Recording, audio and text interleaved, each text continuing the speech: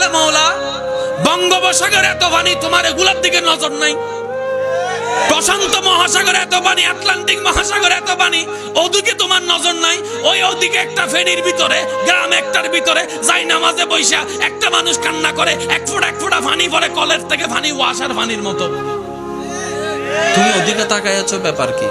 রব বলে যে যা, ওর পানি চোখ থেকে পড়ার আগে একটা সবুজ বাটিল এই পানি সবগুলো সংরক্ষণ কর, পানিগুলোকে নষ্ট হতে দিস না। সুবহানাল্লাহ। এবার ফেরেশতা সেই পানিগুলোকে সংরক্ষণ করে রবের দরবারে জিজ্ঞেস করে, ইয়া রব্বুল আলামিন, এই চোখের পানিগুলা কোথায় নিয়ে যাব?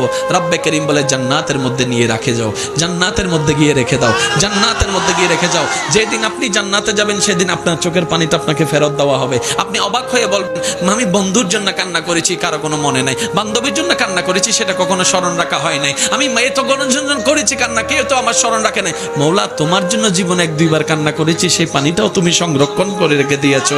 সুবহানাল্লাহ।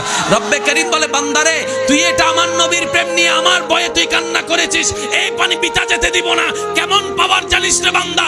এই এক ফোঁটা আশিকের চোখের পানি যদি জাহান্নামের আগুনের মধ্যে দেওয়া হয়, ওই জাহান্নামের আগুন পর্যন্ত এই পানির সামনে নিভে যেতে বাধ্য হয়ে যাবে।